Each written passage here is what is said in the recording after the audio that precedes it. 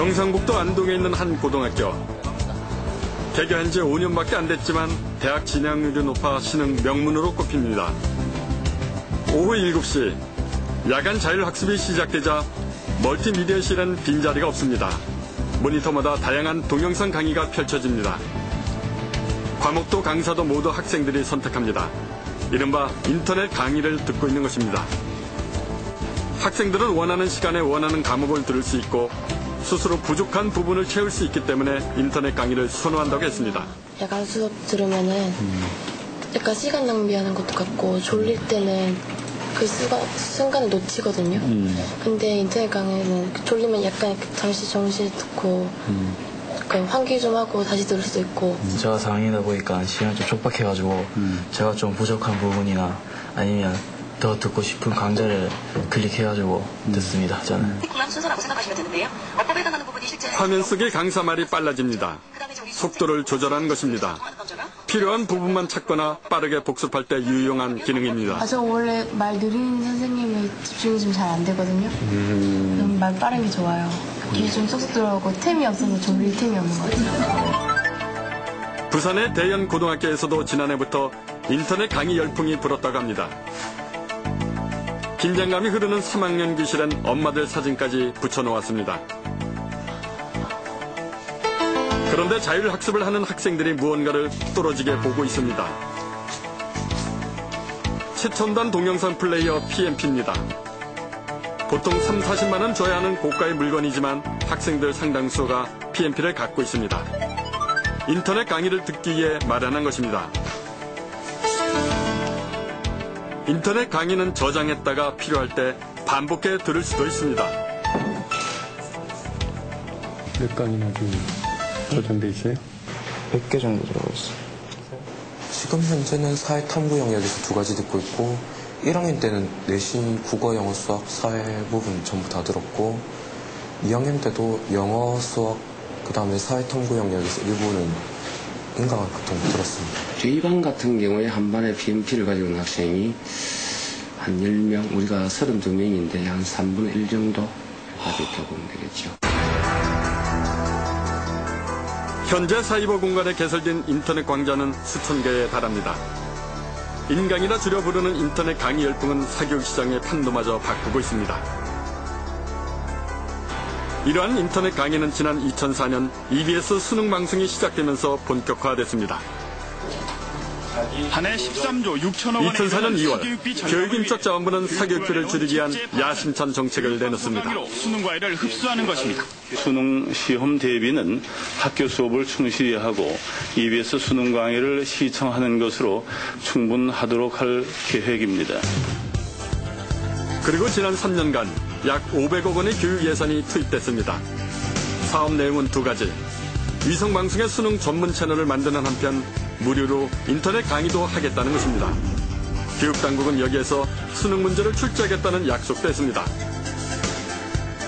내년에도 학교 공부 열심히 하고 보충적으로 EBS 방송을 열심히 듣는 수험생이 어려움이 없도록 출제하도록 하겠습니다.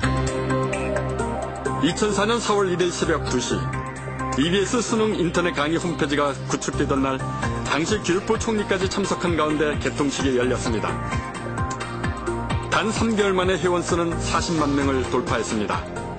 무엇보다 학생과 학부모들의 기대가 남달랐습니다. 아직 어떨지 잘 모르는데 좀 더 들어보고 저에게 정말 도움이 된다면 학원까지 굳이 갈 필요 없이 EBS만을 이용해서 공부할 수 있을 것 같아요.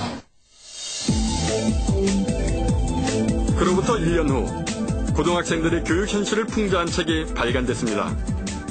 이 책에서는 EBS 수능 방송을 이렇게 정의합니다. EBS 수능 강의, 사교육을 견제하기 위해 정부에서 개발한 비밀 병기, 지나치게 빨리 개발한 탓에 허점투성이나 정작 개발진들은 깨닫지 못하고 있다. 학교 대사전의 지은이를 만나기 위해 서울의 한 대학교 캠퍼스를 찾았습니다. EBS 수능 강의 첫 수혜자인 그들은 왜 그렇게 냉소적으로 평가한 것일까? 그때가 저희가 처음에 그 EBS에서 수능을 출제한다는 것을 대대로 홍보했거든요. 그래가지고 구세주처럼 사교육을 사교육비를 경감해줄 부세주 이런 식으로 홍보가 되었었어요. 수능이 거기서 나온다고 하니까 지푸라기라도 잡는 심정으로 일단은 보자 해서 보고.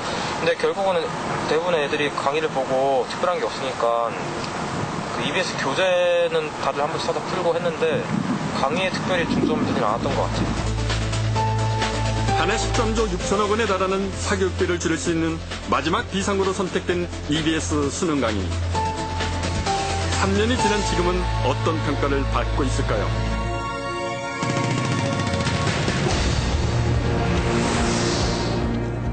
시청자 여러분 안녕하십니까? 지난주 800회를 맞아서 많은 분들이 축하와 격려의 말씀을 보내주셨습니다.